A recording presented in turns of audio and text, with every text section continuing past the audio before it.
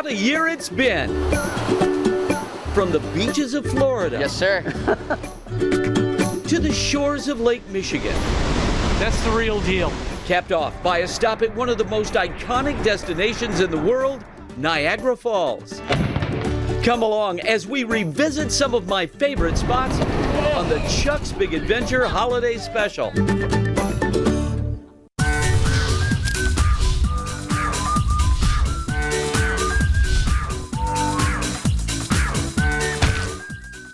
Welcome and thank you for joining us. Jalea, over the next hour, we are going to be looking back at a great year of big adventure. Oh yeah, and what a year that it's been. I've loved seeing all of the destinations that you got to visit, and I have a lot of them on my list to visit, for myself, but right now I think a lot of people would agree I'm dreaming of warmer temperatures. Yeah, aren't we all? We kicked off 2023 with a trip to the Sunshine State.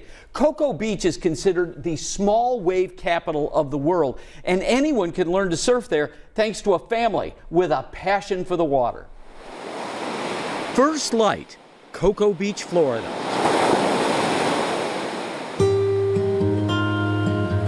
It brings a good state of mind for myself. And this morning, It humbles you. like every morning, It's my little bubble out there. the sea calls. And that call will be answered. It's something about being in the ocean. They'll say, only a surfer knows the feeling. And it's really true because every time you go out there, it's never the same.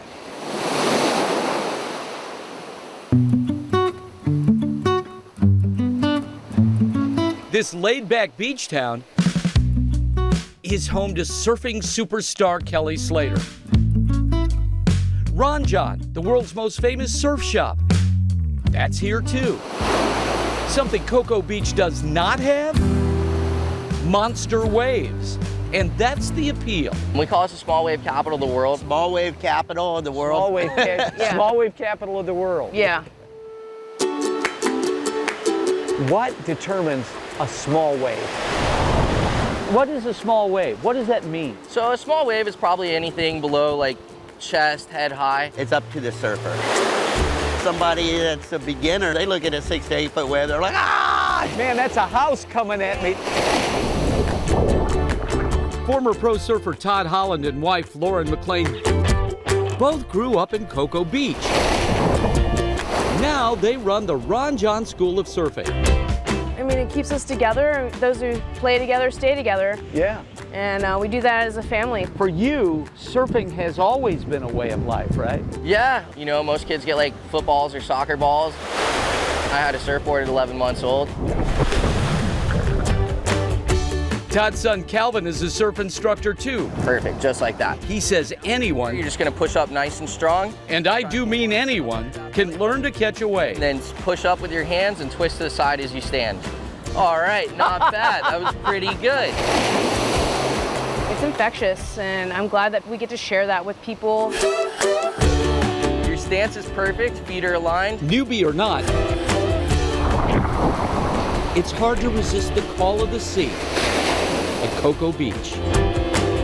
We're ready to do it. Yes, sir. Who's the best surfer in the water? The one having the most fun. Calvin, I got to tell you, I think School of Surf is one of the coolest things that I've ever heard of. Oh, totally. Totally. Totally.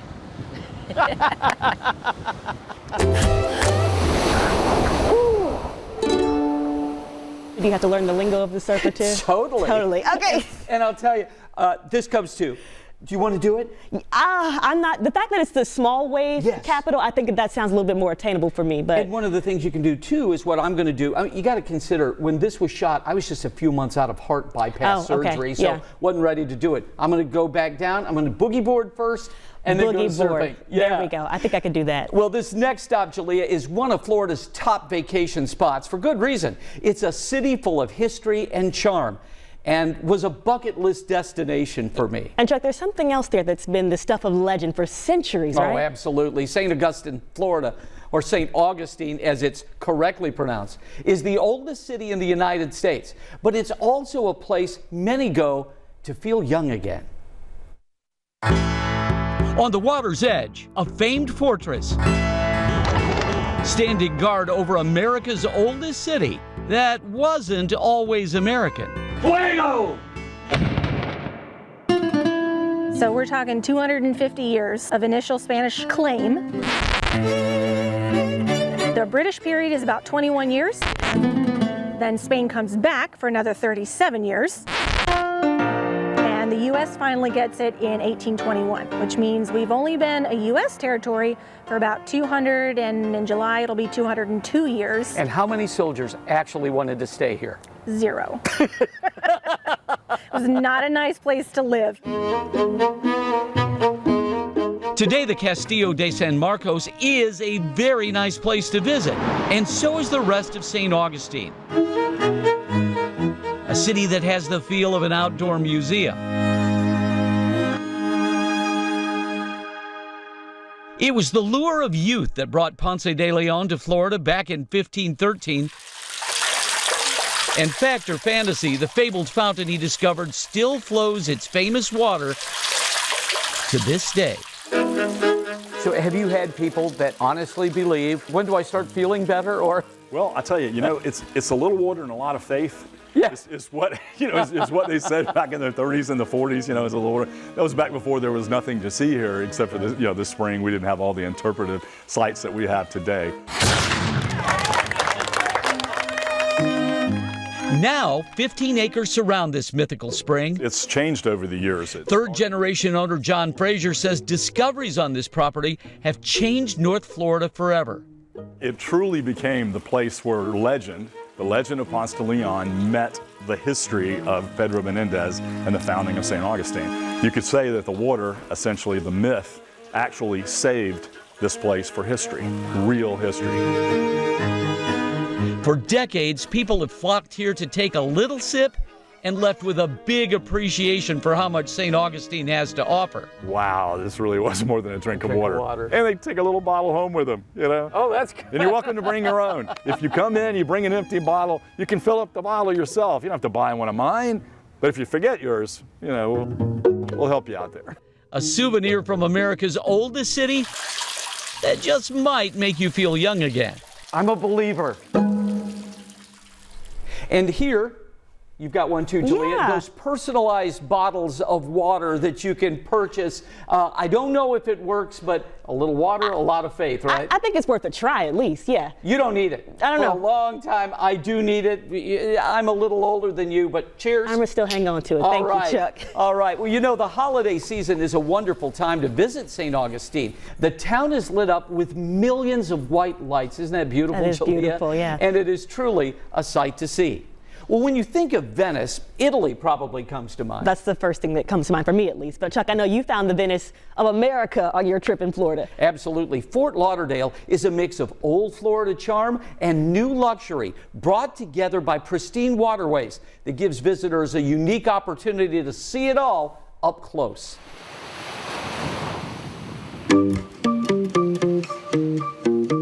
The beach might be Fort Lauderdale's most famous attraction, but that's not what gave the city its nickname.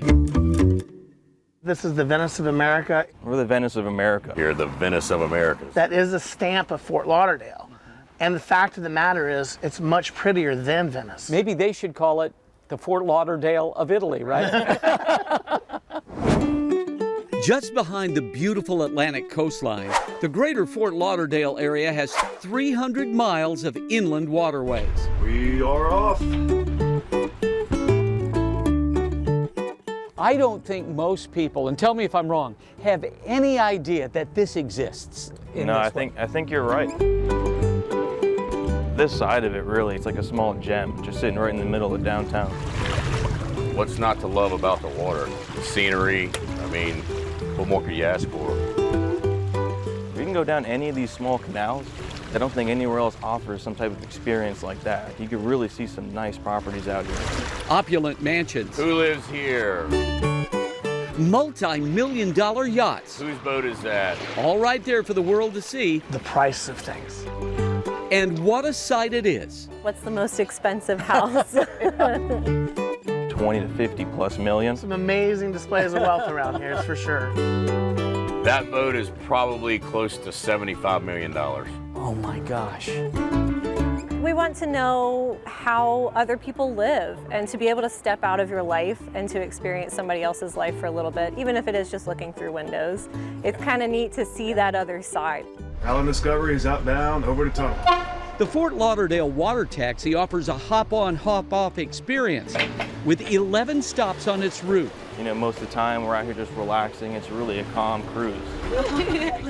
Riverfront gondola tours offer the same views, but from a more intimate setting. Dinner for two on board, couples with date night. It's a super romantic date night. Well, you know, that's what happens when the sun goes down. All the romance starts. It's a twilight cruise that will have you believing this really is the Venice of America. It's one of the unique places in the world. What'd you think of my little tour of my home there? I think I'm gonna come over for dinner. That's what I think. But actually, I remember you coming back and was describing this as the Venice of America, and I was like, yeah, sure, we'll see. And then seeing the video, and then just seeing, like he said, minutes from downtown, just seeing the skyline in the background. I'm like, that really is just like miles from just a city. It used to be the spring break place, capital of the world. Kids went there and tore the town up. Not like that anymore. Well, we really enjoyed Fort Lauderdale, but this next story may be one of my favorites ever. We visited the Villages. Exciting, right? A 55-plus community, but where golf carts are a way of life. Oh boy, but these aren't any old golf carts, are they, Chuck? No, they sure aren't. From wild designs to wild rides, and I do mean wild, the next director's cut story shows adventure has no age limit. Welcome to the Villages. Sharon Grant. I'm 72 years old from Cincinnati, Ohio. 138,000 residents. I'm Larry Gooding, 79, from Perkiomenville, Pennsylvania. Minimum age, 55. Dan Roderman, 68, Troy, Michigan. Pat Gursky, 74, from Minocqua, Wisconsin.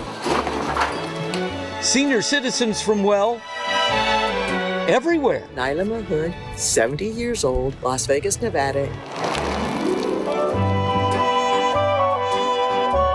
Jeanette Kislich, 65, Colorado Springs, Colorado. Glenn Darby. Marie Kish. Frederick, Maryland. The pace here, relaxed. Unless, that is, you spend time with these folks. We are the flying golf carts. Yes! Chuck, you come on in here. Great. We're going to seatbelt you. Very good, thank you. And we're going to drop this armrest, okay? So you're locked in, all right? Fantastic. The Villages offers residents the choice of over 3,000 different clubs and activities. Woo! The flying golf carts may be the most unique option. I'm gonna close my eyes, Glenn. Look, I do myself too, so you're in good company. We're in trouble. This isn't a parade troupe, it's a precision corps of drivers. Pop over now.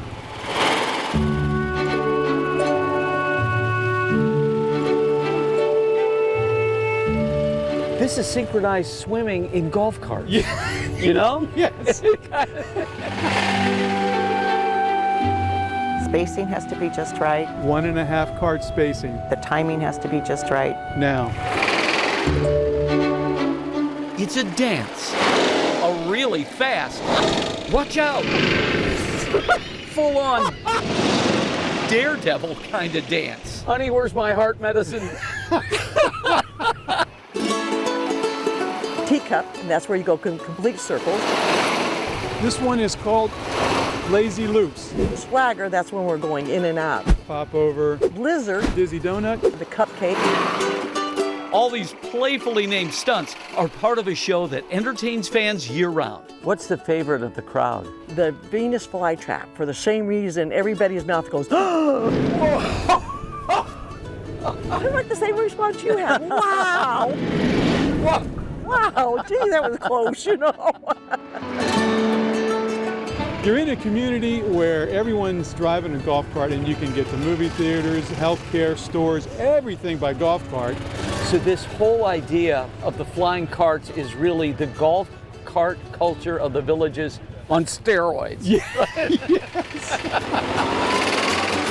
For the Flying Golf Cart Club, retirement doesn't mean quitting. I am a flying golf cart stunt pilot. It means proving to themselves I am a flying golf cart stunt pilot.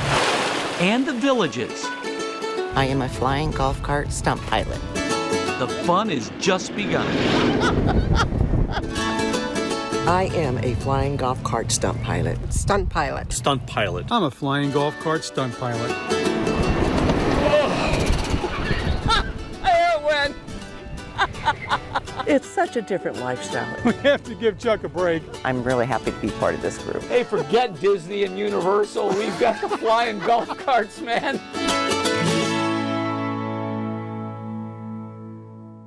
And thank you to the Flying Golf Cart team for an unforgettable experience. They tour around the state of Florida as well, and I think maybe I know where I want to retire, Jalea. I don't know. I feel like you would have to get your rest up because it will be a very busy community, and I've actually seen a lot of this on TikTok, and it's a really cool thing to see. Very good. Much more to come as my Big Adventure Holiday Special continues. Just close your eyes and hope for the best. We're headed to the west coast of Michigan for some fun in the sand. Here we go. We'll also explore the area's rich waterways and introduce you to an artist creating one-of-a-kind pieces in his backyard. And welcome back to our Chuck's Big Adventure Holiday Special. You know, Florida is a great beach destination year-round, but there's also a spot closer to home perfect for a quick summer trip. And that's one thing I love about this. You don't need a lot of PTO. You can just make a long weekend trip out of this, and there's so much to do and see there. Especially boating. You know, that's a way of life for many who live along the coast of West Michigan, but there are plenty of opportunities for visitors too.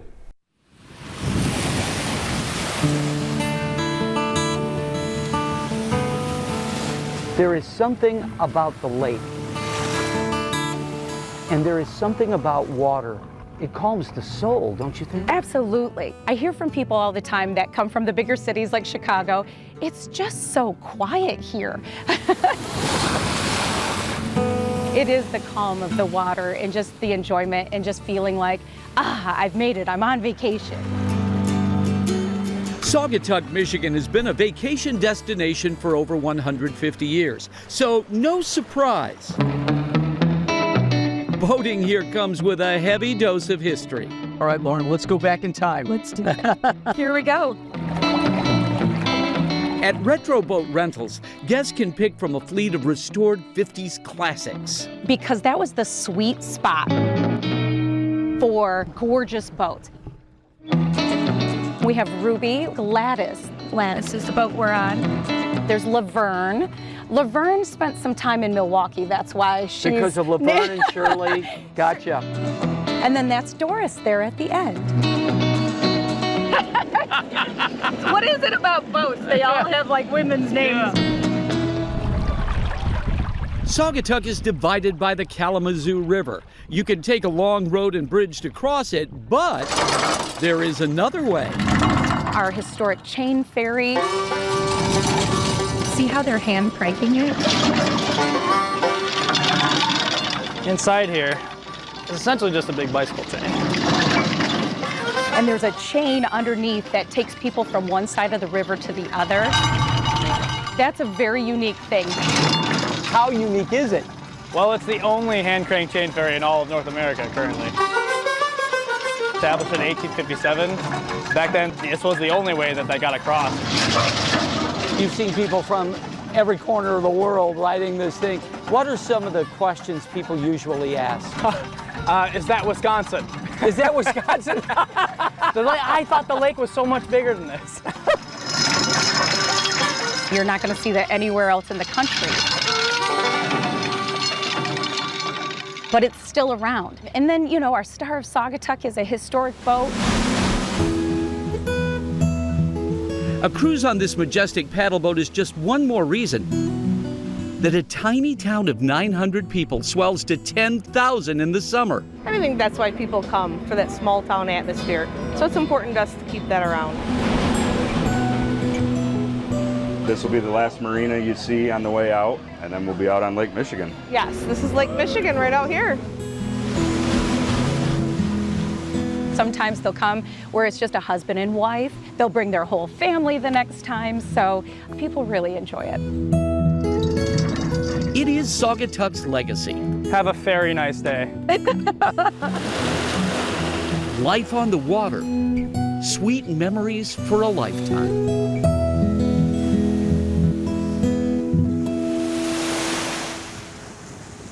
You know, Jalea, I grew up almost exactly on the other side of the lake, and to be there, it was so peaceful and so beautiful. And I love the efforts to restore things, or I guess keep things kind of in there the way they were, but I can't imagine cranking that thing by hand.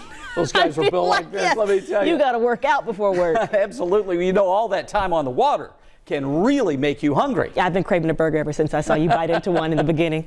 Well, we found an iconic burger joint in Michigan that put one small town on the map. The line forms before the doors even open. People waiting for their chance to get the hamburger that made New Buffalo, Michigan famous.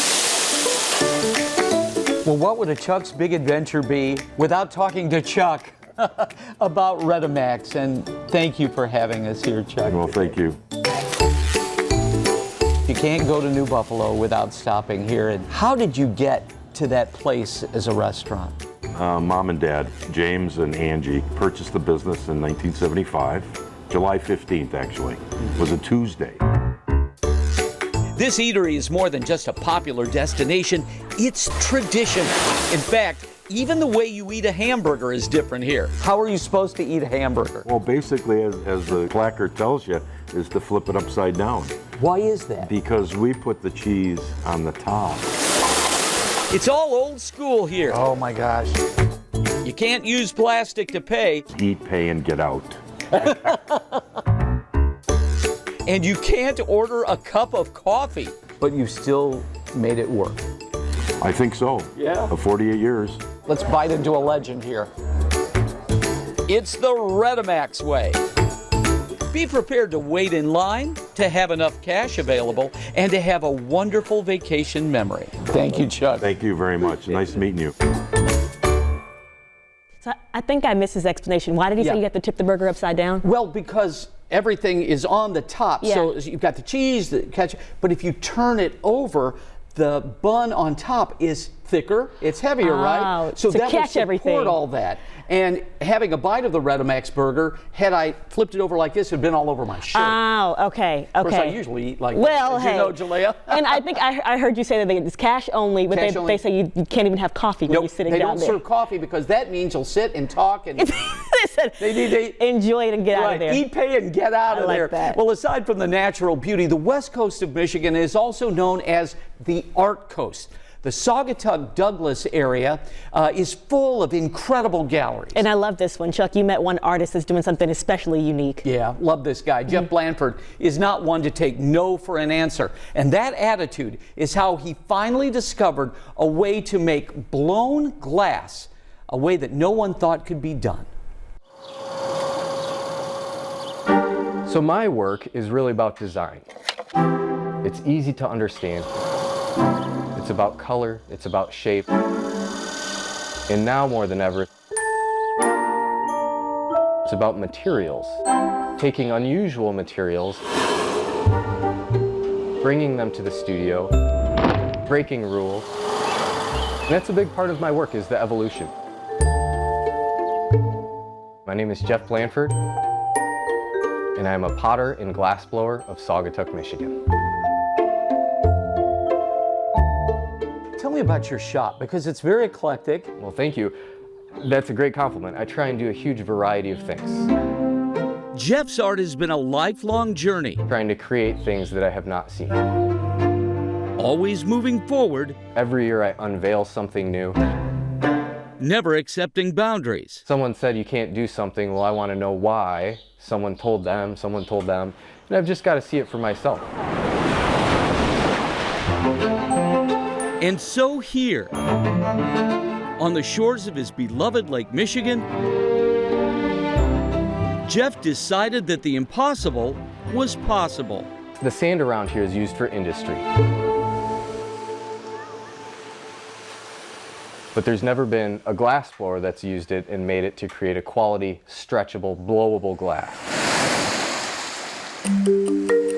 I did my research, a little bit of experimentation, studying ancient Roman glass. What were they able to do with limited technology? Get it hot enough, cleaner sands, melt it all, iron-rich sands.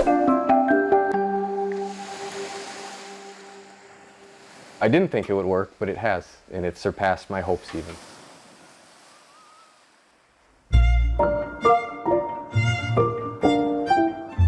Inside this studio, molten glass is shaped and will cool to become a beautiful blue teal. As if everything I have done in the past doesn't exist, and I want to focus on this new thing.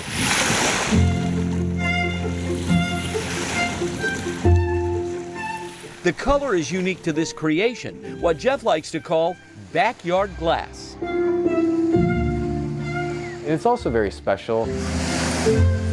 As a youngster, I played in the sand, and I always wondered what the sands were made of and what it could be in glass, but how. It's come very full circle, being that I've grown up around here.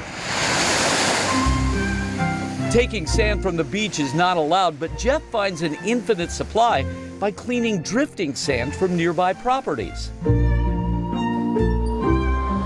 It lights me on fire like I never have been before. The potential is huge. Jeff could have traveled the world trying to find the secret to his glass-blowing question. But the answer was, and is, and always will be, in his own backyard. From beach sand. Beach sand. Beach sand to glass.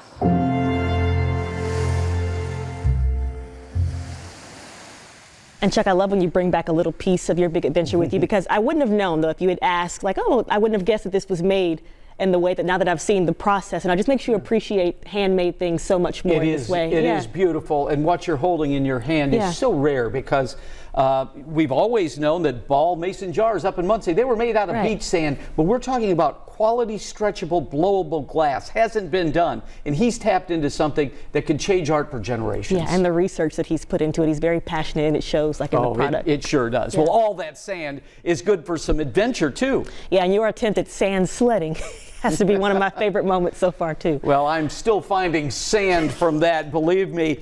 We really had a great time experiencing all the dunes of Michigan have to offer. In Southwest Michigan, it's the lake that steals the headlines. But don't despair, land lovers. The sand at Warren Dune State Park lets you hit the surf and never get wet. So it's similar to a snowboard. You know, the concept, the shape, and then this helps you slide through the sands.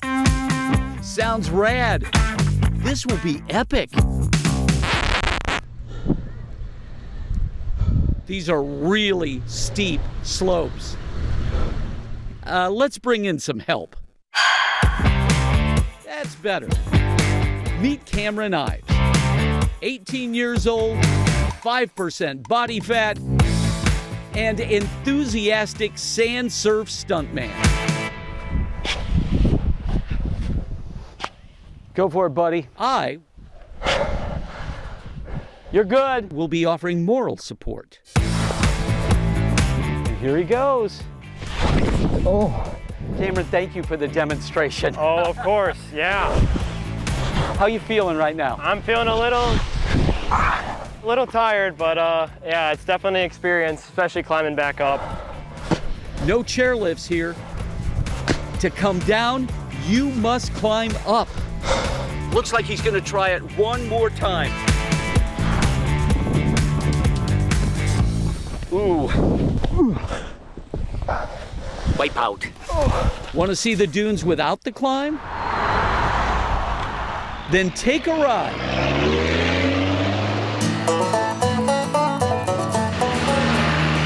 The folks at Saugatuck Dune Rides have been treating visitors to sandy adventures for decades. Yeah, we had a new driver last week. Smack into this tree here on the left. Yeah. But they hired me anyway.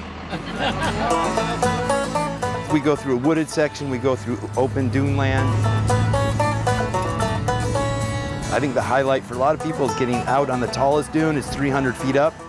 That's where people can get out of the buggy and explore the dune for a few minutes. Kids run down dunes and inevitably do face plants in the sand. Tight turns, steep hills, and maybe even snake! Snake! Oh my God! Oh my God! Yeah, fake snake, but real rubber. He's here all week, ladies and gentlemen. It's all part of the adventure. A trip to Michigan isn't complete without exploring the sand. I'm living a life of danger. And no matter how you do it, just close your eyes and hope for the best.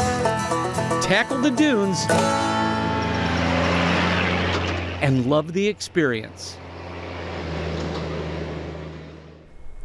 That was such a fun trip.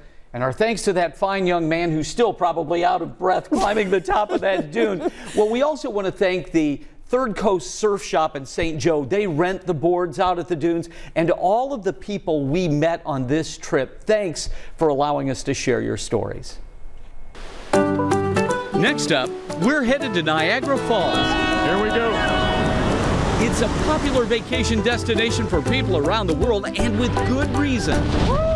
We'll explore the falls from every angle and take you to some hidden gems worth adding to any itinerary.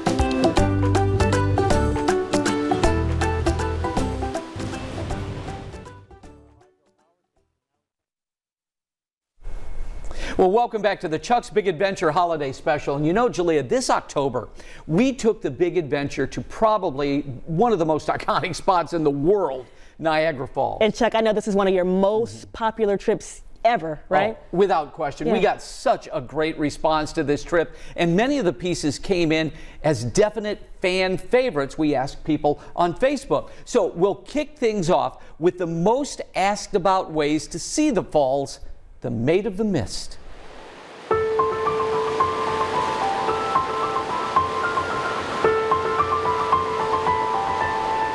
One of the things it seems like to me is that you could come here every day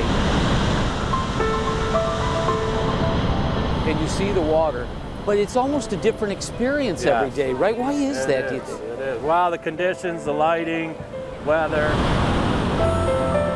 A visit to Niagara Falls is all about seeing nature's power.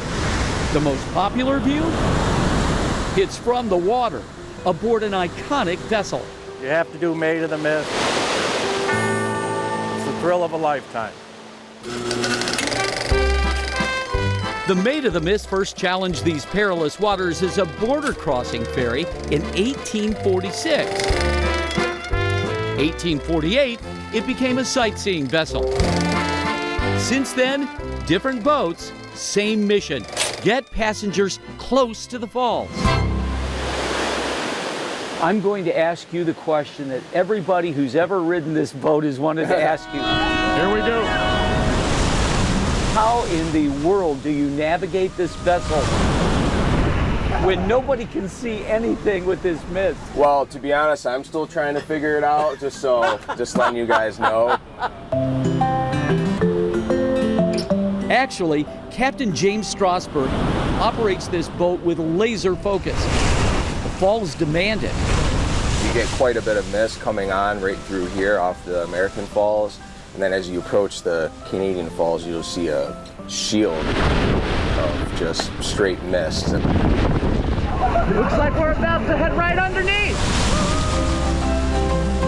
At some spots, the falls drop 675,000 gallons of water a second.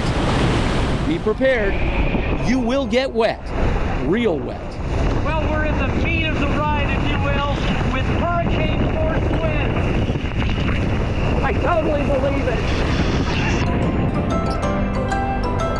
The Maid of the Mist is now in its 177th year of operation. A powerful tradition then, and a screaming, soaking, "We survived the Maid of the Mist!" wondrous thrill now.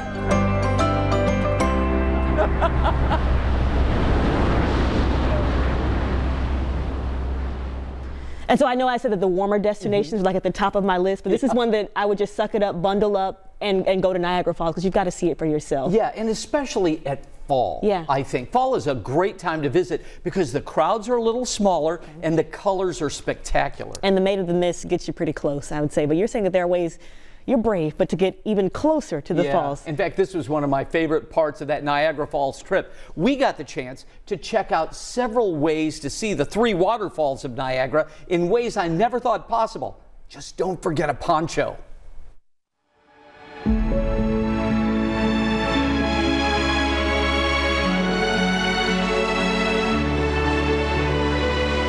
From above, Niagara Falls looks peaceful and serene. But there are plenty of ways to get an up-close experience. Just prepare to get wet. The Niagara Parks Power Station lets you see the history of how this natural wonder was harnessed for power production. Down what was a service shaft, but we'll be seeing all the underground infrastructure as we go. So we're going way down. We're going way down.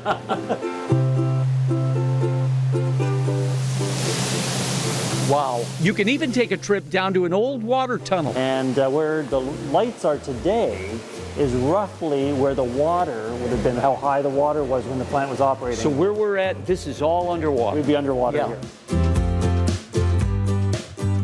Wow. And there it is. So here we are, David, with a view that really up till now people didn't have before, right? That's right. This is a never before seen view. Wow. The lower Niagara River, the American Falls straight ahead. And then to the right, as we come out, you'll see the iconic Horseshoe Falls. Wow, what a payoff. That's right. So this was an industrial purpose before, a hydro power station. Now we've turned into a visitor attraction. If you want to get even closer, you can journey behind the falls. Nature has a way of overtaking reality. And look at those. Get soaking wet on the viewing deck, or actually go under Horseshoe Falls through a series of tunnels to feel the power of the rushing water. On the American side, Cave of the Winds. It's the thrill of a lifetime. oh my gosh, can this possibly be real? You can walk through the white water. Wow. Right up to the front, 10 feet from the base. This is the hurricane deck at Cave of the Winds. Since a child, I've always wanted to experience this. A deck with hurricane-force winds, water flowing sideways, and that's why I'm sending photographer Steve Rhodes to check it out.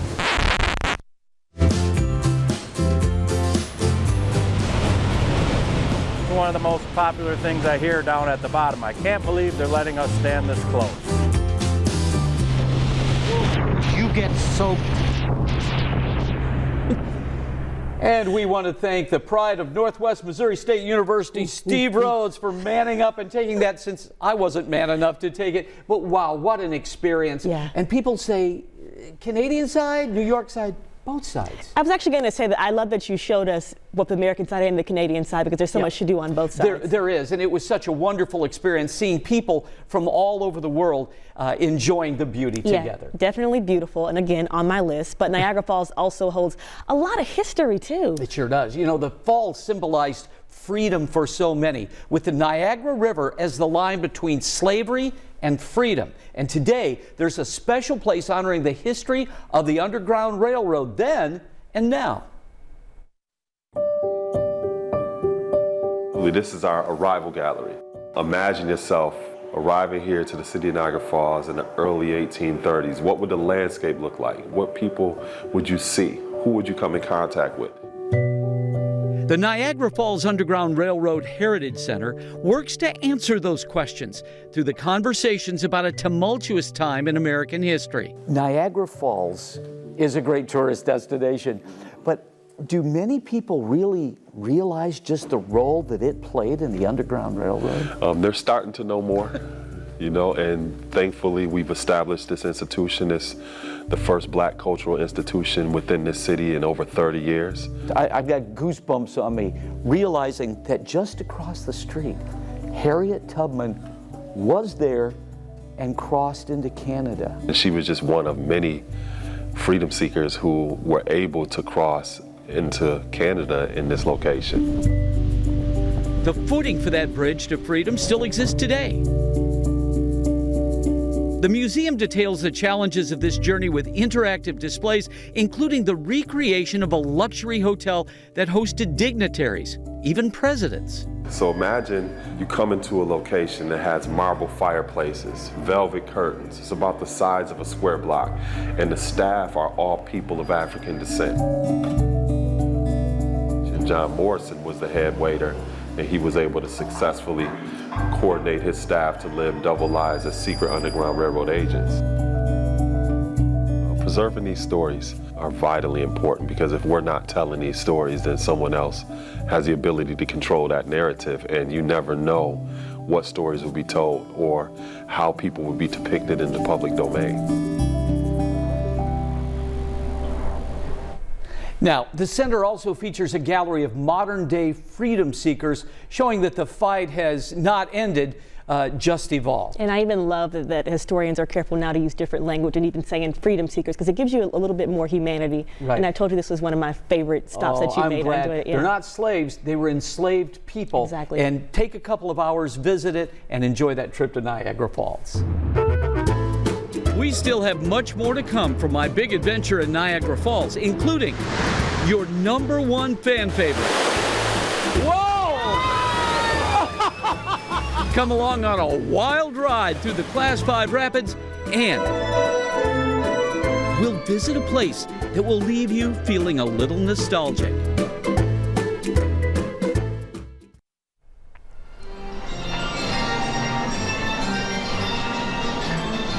Welcome back. Forest Park in Noblesville is home to a very special piece of history, a carousel made by the Herschel Company. It's a classic metal carousel called A Little Beauty and was built back in 1925. Now, at one point, the company manufactured more than half of the wooden carousels in the country, all in one small New York town near Niagara Falls. And Chuck, this place looks so cool. Well, the Herschel Carousel Factory Museum there is dedicated to preserving a key element of childhood joy. Close your eyes. Listen for the music. If you're of a certain age, it's the sound of your childhood. Joy. That was very likely crafted carefully in this tiny town. 50% of all wooden carousels in the United States were built by the Herschel companies. My name is Ian Sapella, and we are at the Herschel Carousel Factory Museum. Ian, to me, this is a jaw dropper. How old is this? Welcome to the Roundhouse. Yes. Okay, this is our 107-year-old carousel, built in this building in 1916.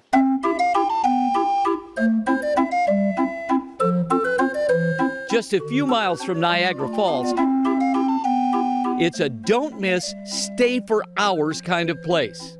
Oh yeah, once around is never enough, and that is for all ages. So you're never too cool for a carousel, even if you believe so.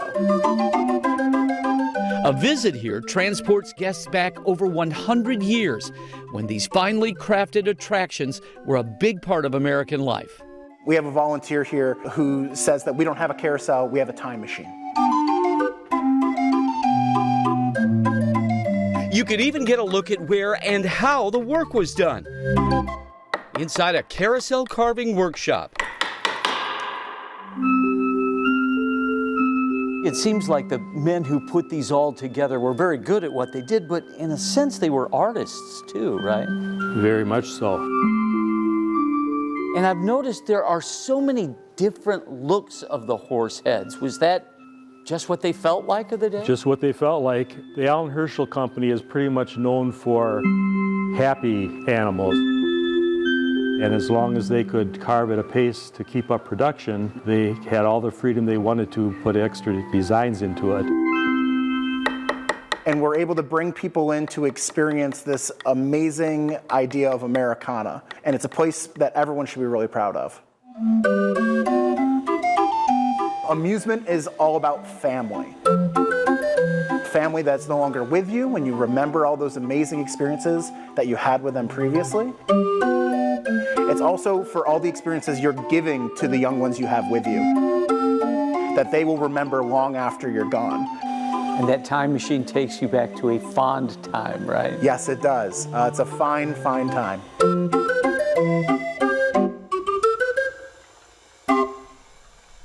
I really love that piece. And you know, Noblesville isn't the only Indiana connection.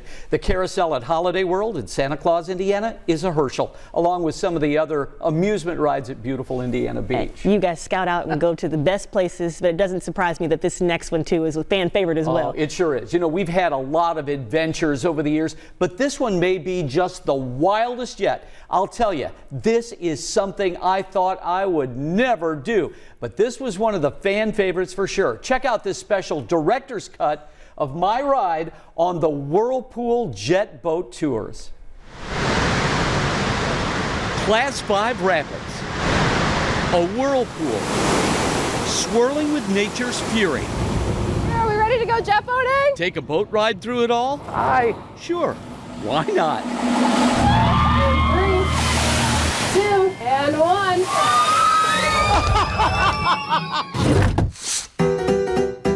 Well, first off, we got to talk a little about where we are and what the Niagara River does. The Niagara River is a 35-mile-long river that connects Lake Erie to Lake Ontario. There is 330 feet of drop in elevation between Lake Erie and Lake Ontario. Now, obviously, 170 feet of that drop occurs where? At the falls. However, that still leaves us about another 160 feet of elevation drop to be made up somewhere. And that's because of the Whitewater Rapids. So we're going to jump that 160 feet of elevation drop in one of these hot rod jet boats here today.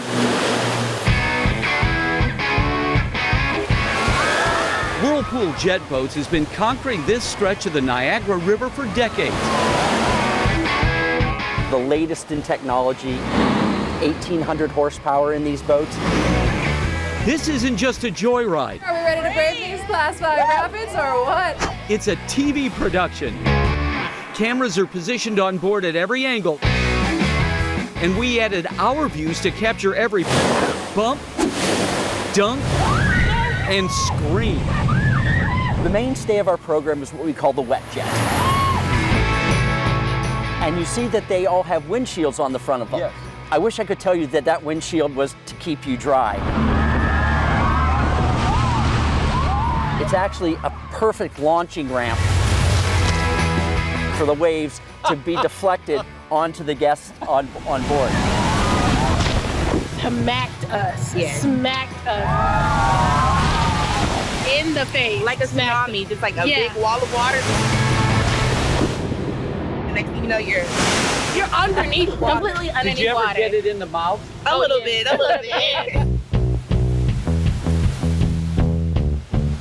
We do have an alternative, and it's called the Freedom Jet, where you're free to get wet or free to stay dry. We go to exactly the same place. You get to experience the waves. But you can go dressed as you are now. So I claim my constitutional right to stay dry on the Freedom Boat. I stayed dry. Whoa! But it was a wild ride. I think I'm like 10 pounds heavier from how wet I am right now. People mostly say to me, that is something that I thought I could never do. That's a place in this world I would never have thought of myself going to. These boats make it safe and enjoyable for the wide breadth of people that come here to Niagara. Take that last breath of air on one hand. 3, 2, 1. Oh my gosh! Wow. So you're going to ask me, did I get sick? Yeah. Just a little? Just a little. Well, thank you to the folks at the Jetboat Tours for one unforgettable ride. They have locations on both the United States and Canadian sides. And But I it was one. love how everyone was like screaming on the first one. By the second one, they got the memo. And they're like, wait, the water's really getting us. Let me go That's open my right. mouth. Yeah. When you open that mouth, you get wet. Well, we're going to take a quick break right now, but stick around with us. Because when we come back, we are going to reveal our destination for my next Chuck's Big Adventure. You don't want to miss it.